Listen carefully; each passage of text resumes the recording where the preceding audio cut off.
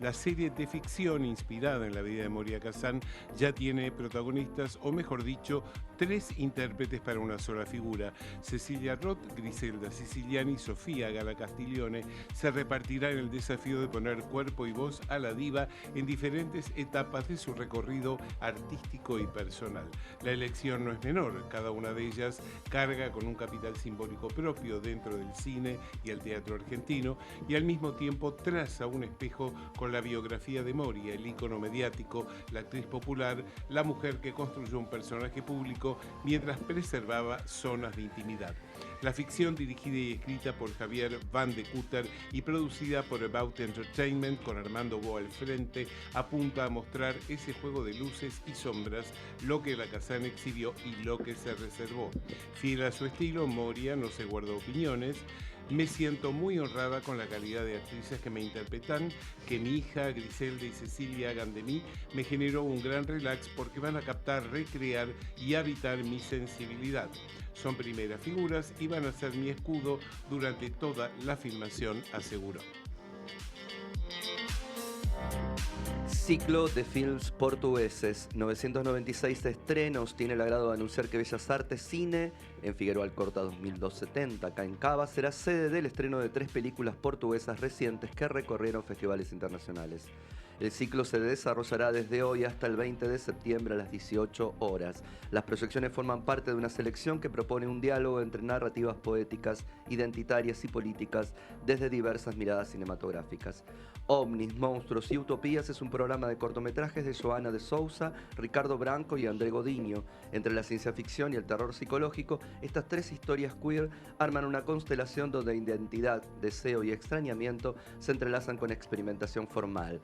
El segundo título, O Ouro e O Mundo, de Ico Costa, traslada la acción a Mozambique. Allí la vida de Domingos y Neucia, una pareja joven, se ve marcada por la migración interna. Mientras él parte hacia las minas de oro en busca de mejores oportunidades, ella queda a la espera. El documental ofrece una mirada sobre precariedad juvenil, vínculos a distancia y la búsqueda de futuro. El ciclo se completa con O que poden as palabras, dirigido por Luisa Mariño y Luisa Siqueira. La película recupera la historia de las 3 Marías, María Isabel Barreno, María Teresa Orte y María Bello da Costa, escritoras que en 1972 desafiaron la censura salazarista con el libro Nuevas Letras Portuguesas, una memoria feminista que dialoga con el presente. Más información en la web amigosdelbellasartes.org.ar/cine.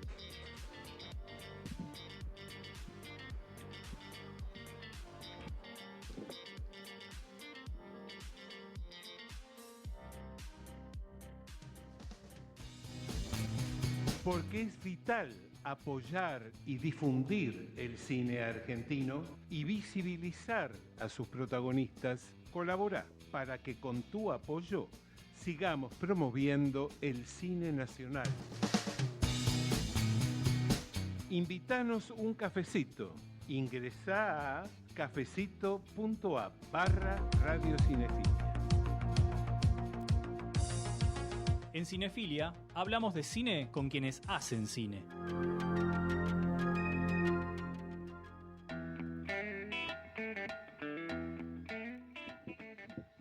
Desde este jueves en la Sala Lugones se puede ver el documental Todo Documento de Civilización, documental dirigido y escrito por Tatiana Massú y también que cuenta con la producción de Nacho Lozada. Ambos están hoy aquí en piso. Les damos la bienvenida, un gusto recibirlos. Buenas tardes. ¿Todo bien? Todo muy bien. Bueno, me alegro. Tatiana, documental difícil y de mucho esfuerzo de producción y de trabajo interno. ¿Querés contarnos un poco cómo fue introducirse en este mundo? Sí, por supuesto. Bueno, la película es una suerte de ensayo documental, experimental, alrededor del cruce de avenidas en el que la policía asesinó y desapareció a Luciano Arruga en el año 2009. Eso es en Lomas del Mirador, General Paz y Emilio Castro, más o menos. Y un poco el deseo de hacer la película surgió en 2014, cuando finalmente sus familiares y amigos encuentran el cuerpo enterrado como NN en el cementerio Chacarita. En ese contexto nada, cuando ese día veo en internet unas imágenes, unas capturas de Google Street View del cruce de avenidas, hay algo que de alguna manera se mueve internamente en mí y me hace pensar que ese espacio que históricamente, o sea, mi familia vive en Lomas del Mirador desde los años 60, que ese lugar que para mí era una suerte de un paisaje en el que yo me bajaba para ir a visitar a mi abuela, de repente para otra persona, para Mónica en este caso, que es quien de alguna manera lleva la voz de la película, la mamá de Luciano, era el lugar de la desaparición forzada en democracia de su hijo, ¿no? Y ahí muy de a poquito, quizás puede como complementar Nacho también, durante 10 años estuvimos trabajando en la película, por diferentes razones, tanto creativas como de producción, un poco y un poco. Como económicas quizás. Sí, bueno, gracias por la invitación.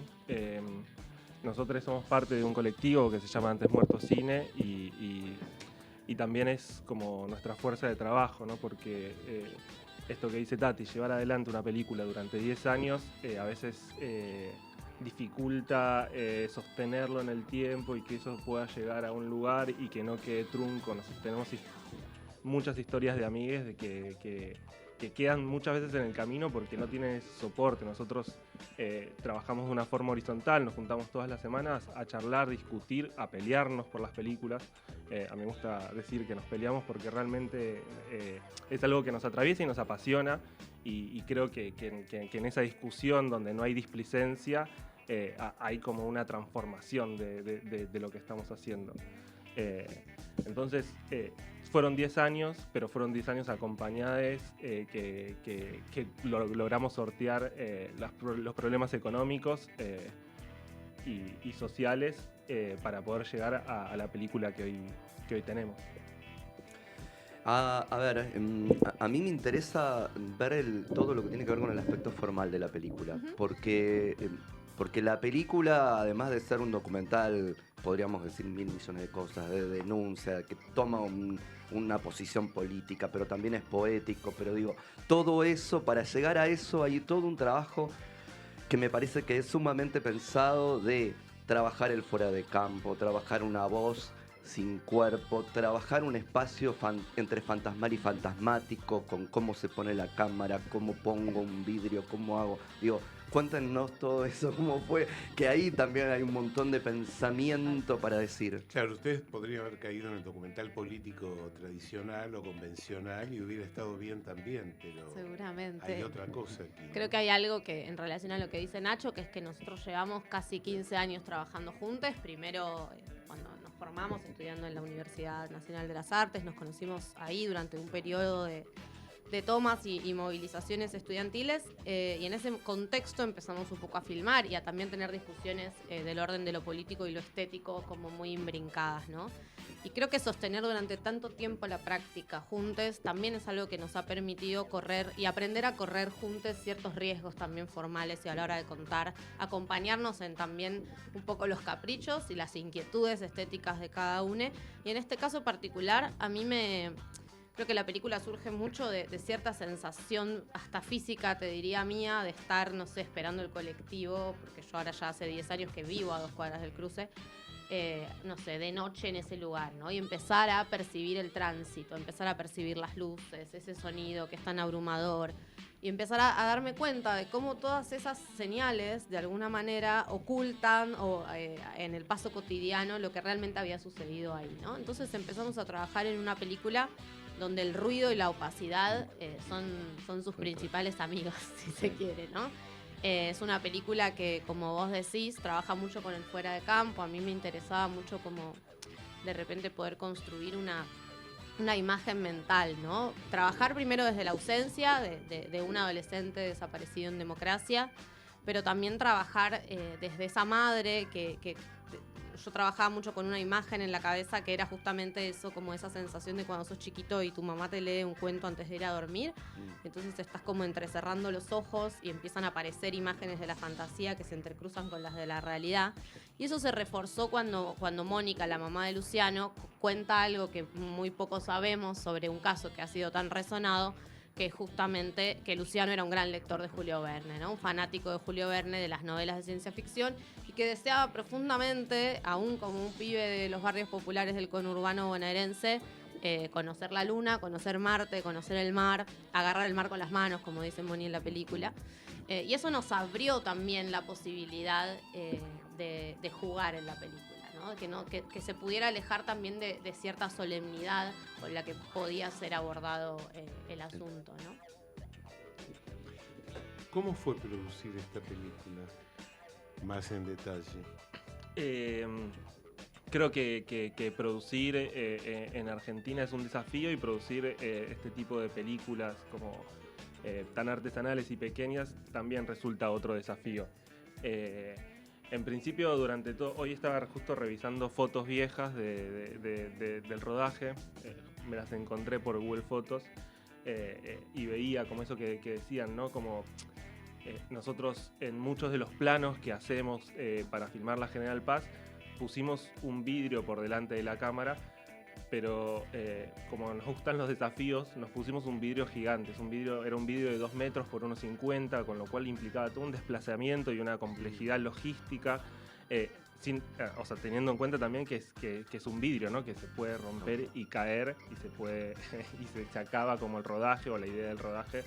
Entonces, como que también esto que decía Tati, ¿no? Nos gusta también tensar un poco más la cuerda, ir un poco más allá, a ver qué pasa si rompemos esta regla establecida por el cine o por la industria, qué pasa si la rompemos, qué pasa si hacemos otra cosa. Y después lo de producir en un sentido más económico, para nosotros fue importante ir recorriendo, tener un recorrido previo por ciertos festivales que nos fueron dando una notoriedad en cuanto a la película cuando estaba en desarrollo. Eso nos posibilitó también conseguir un premio en Doc Lisboa, en un festival de documental de Portugal, específicamente en la sección de Arque, que es para las películas en desarrollo, y eso nos posibilitó como un primer arranque. A partir de ahí pudimos intentar buscar el Inca, mecenazgo, como esos lugares a los cuales los documentales acceden y pueden tener un porcentaje de dinero. Siempre igual nuestra fuerza de trabajo como colectivo la pusimos en función para que la película avance. O sea, hay mucho no dinero en papel, sino como fuerza de trabajo de personas que la pusieron para que la película pueda avanzar. Hay algo que también hacen, que es tratar de pensar ligazones, cosas que tienen que ver con esto. No es algo de ahora, no es un caso aislado, no es momentáneo, lamentablemente, pero es así. Digo, hubo después y hubo antes, pero nos vamos antes y remitimos a la construcción de General Paz, remitimos a la idea de civilización y barbarie que de alguna manera parece construir este país, ¿no? Sí, eso... Bueno, yo viví siempre a la vera de la General Paz, por decirlo de alguna manera. O sea, 10 años que vivo en Lomas del Mirador, pero me crié a 3 cuadras de Estación Liniers y crecí toda mi vida ahí. Entonces la General Paz siempre estuvo ahí cerca para sentirla y para pensarla, ¿no? Con un montón de cosas que a lo largo de los años me hicieron pensar y creer que realmente hay una frontera, hay una frontera de clase, hay una frontera racial, hay un montón de cuestiones que operan de un lado y del otro, que plantean diferencias. Y entonces cuando empezamos a pensar en la película, que un poco como decía Nacho, también es una película que es muy experimental y que juega mucho, entonces también es muy difícil escribir un guión de una película así, y por ahí se va filmando y se va montando, y recién después de que ya existe mucho material se va escribiendo. En esa búsqueda, en un momento, a mí me dieron ganas de ver qué había pasado, cómo había sido el trazado originario de la General Paz, ¿no? Y entonces encontramos en pandemia, gracias a un bibliotecario de la Sociedad Argentina de Arquitectos que se copó durante la cuarentena en escanearnos el mamotreto del proyecto de diseño de planeamiento urbano de la General Paz, encontramos ese material que por un lado te presenta una avenida parque y una cosa como bonita, pero cuando lo empezás a mirar un poco a contrapelo, como dice el título de la película, que sale de una cita de Walter Benjamin, todo documento de civilización es a la vez un documento de barbarie, ¿no? Entonces ahí empiezan a aparecer esas marcas de esa otra barbarie en realidad, que es la del poder, ¿no? Esa barbarie de cómo se fundó nuestro Estado-Nación como un Estado que inevitablemente, nos guste o no, tiene una matriz que es colonial, que es clasista y que es racista en un montón de aspectos, ¿no? Fue muy loco ir a ese material de casi 100 años atrás y darse cuenta de que había cosas que al día de hoy siguen siendo continuidad, ¿no? En ese mismo proyecto están estipuladas las garitas policiales a un lado y el otro de cada cruce, ¿no? Que son las que siguen controlando y las que también estuvieron implicadas, por ejemplo, en la desaparición de Luciano, ¿no? Me quedé pensando que esta búsqueda formal, esta riqueza formal con la que ustedes dotan el documental, genera una riqueza interpretativa mucho mayor. Como por ejemplo, si tomamos el vidrio que él hablaba, podríamos hablar de que acá hay una alusión clara a la conciencia social, ¿no? Que tiene un vidrio puesto y nos ve más allá de ahí, ¿no? No sé si fueron tópicos que ustedes pensaron. Sí, total. A mí había como palabras Sí. cosas que me rodeaban y que me interesaban mucho, que Sí. tenían que ver como con la idea de velo, Sí. de fantasma, como Claro. decía él también. Sí. Y una como pelea con la idea de nitidez, ¿no? Ajá. Siempre digo que cada vez la industria del cine y de la tecnología está como vendiéndonos cámaras con las que supuestamente cada vez se ve cada más. vez mejor. Y es como más definición no significa que estemos viendo más en esencia, No estamos viendo nada. Estamos viendo mucho y a la vez Claro, nada, ¿no? Entonces claro. había algo de eso, ¿no? Claro. Nacho. No, sí, el trabajo ese con el vidrio también el otro día en el estreno hablaba también Fran, que es el director de fotografía y parte también de cranear esa idea del vidrio junto con Tati, que también nos servía porque filmar en el cruce es realmente conflictivo. O sea, yo durante el rodaje ocupé más un rol como de asistente de dirección y mantener como digamos, el set controlado. Y ese vidrio nos ponía también una barrera con la policía, como nos separaba un poco y nos permitía poder estar, no sé, como que nos miren y digan, estos loquitos están filmando un vidrio, no pasa nada, como generar también una distancia con ellos y una evasión. Sin embargo, igual la policía venía recuerdo un caso en particular, un día estábamos filmando abajo del cruce, que no estábamos filmando directo a la garita, pero podían interpretar eso. Y vino un policía con una escopeta así, nos miró de una forma ultra desafiante diciendo, ustedes no pueden filmar la garita.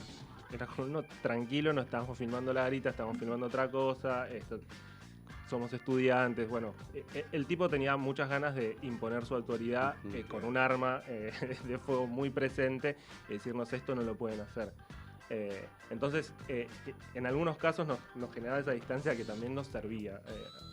Sí, Fran, el fotógrafo de la peli, le gusta decir que fue casi como performático la situación del vidrio, ¿no? Claro. Como que tiene su dimensión, Sí, como vos decías, claro. poética, pero también implica y deja entrever a quien se encuentra con la película ese trabajo detrás de cámara y esa suerte de intervención Sí. en el espacio. Sí, porque te obliga a tratar de ver, de si soy yo el que no, es el foco, qué cosa hay atrás que no estoy viendo, y es la pregunta, me parece que para la película y para lo demás es como central, que el espectador pueda hacer eso de alguna manera, ¿no?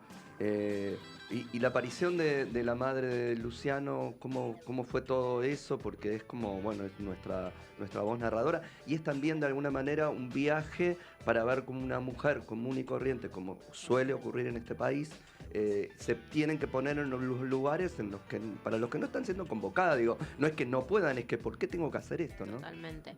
Primero iba a ser un corto la película, o sea, iba a ser una película corta, no una película larga, digamos. Estábamos haciendo otras películas, yo hacía muchos años que estaba con la película anterior y dije, voy a hacer un corto primero. Ese deseo fue, un corto, y bueno, terminó durando 10 años el proceso.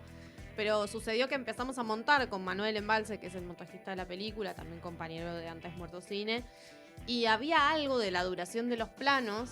O sea, lo primero que filmamos fue toda esta noche que comentaba Nacho, ¿no? Y esa era la idea del corto, nada más, como ese comienzo, Bien. como sembrar la pregunta esta que vos decís de, bueno, ¿qué es eso que no estoy pudiendo ver?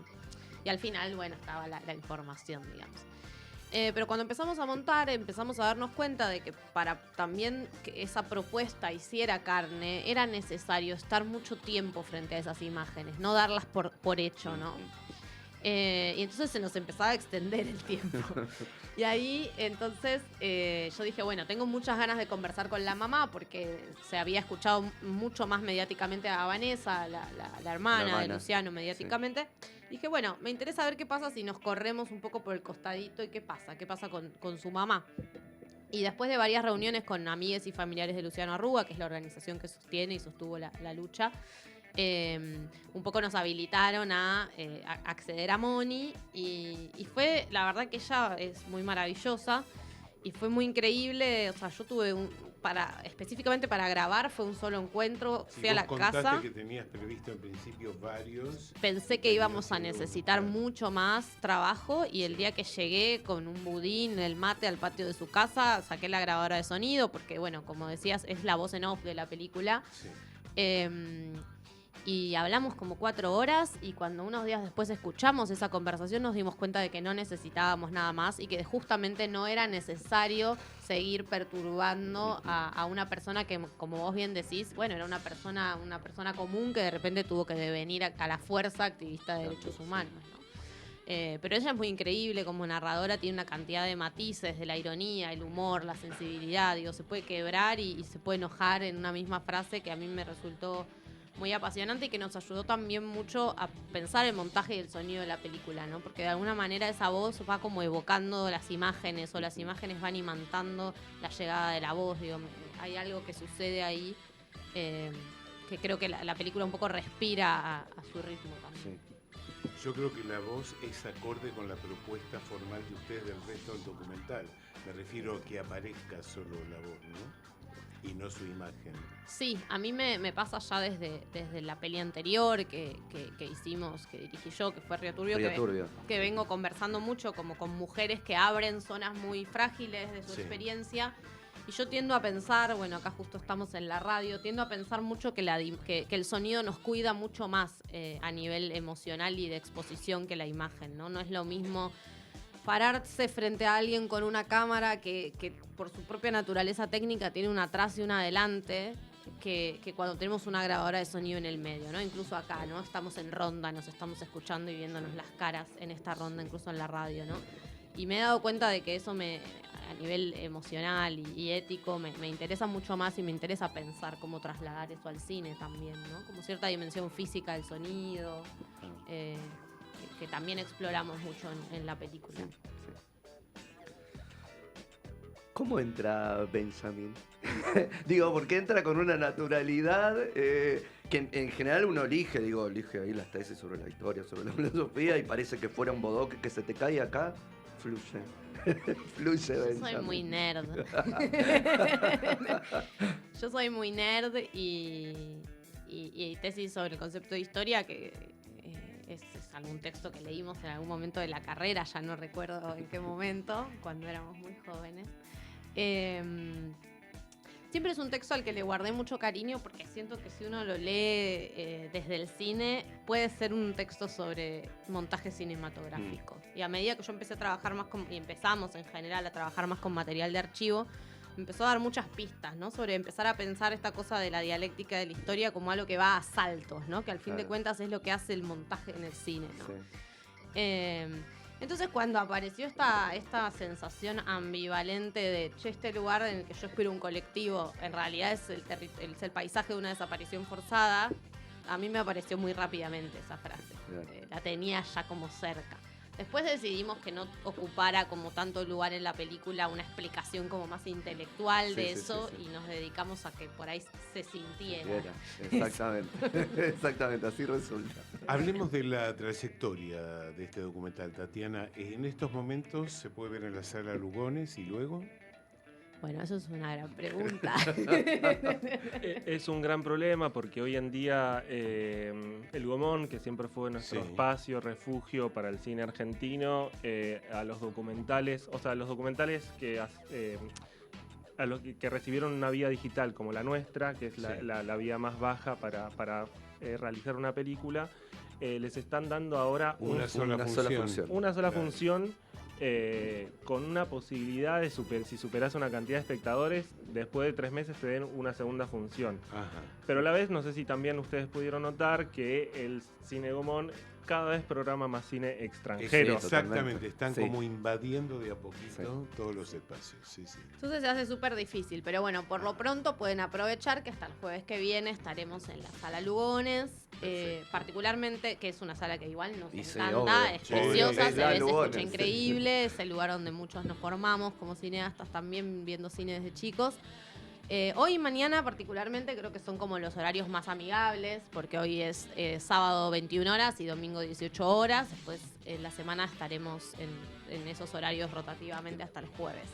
Y en septiembre, todavía no con las fechas no todas cerradas, vamos a estar en Córdoba, en el Cine Club. En el Hugo Hugo del Carril y también en el, ¿cómo se llama? En la Sala Leonardo Fabio. Sala de Río Leonardo Cuarto, Fabio en que Río también- Cuarto. Y en octubre probablemente también estemos en el Cine Club Cairo en Rosario. Bien. Así que bueno, Bien. van apareciendo algunas pantallas bien, por suerte perfecto. para seguir. Pero bueno, hay algo que es muy loco, muy contradictorio, muy injusto, que es que en nuestro país se hace más difícil exhibir la película que afuera. afuera, Digo, en la sí, Cinemateca de tal México cual. estamos hace 3 semanas programados. Qué Vamos loco. a ir también varias semanas a la Cinemateca de Bogotá en Colombia, con estreno comercial. Entonces, que no podamos sostener eso en nuestro propio territorio habla de una política de exhibición y de distribución que ya venía históricamente Exactamente. complicada Sí, y se que fue con el cayendo con cada el vez último más, por gobierno supuesto. hay una suerte de censura para mí, Sí. tanto económica a la hora de producir como a la hora de limitar el espacio Claro, de para... proyectar, de poder que se encuentre el público con lo que hacen, exactamente. Sí. Y eso Bueno, es durísimo. Porque en ¿sabes? muchos espacios públicos también están con esa tesitura de no a las películas políticas, Tal cual. Claro. como las dan de baja explícitamente. Exacto. Sí. No sea cosa que la gente empiece a ver. A pensar un poco, sí. Seguro. Chicos, desde acá, larga vida a esta película, a este documental. Muchas gracias. Muchas Y toda la suerte del mundo. Bueno, Muchas muchas gracias. gracias a Por ustedes siempre por recibir Un a las placer. películas pequeñas en Un este placer. programa histórico.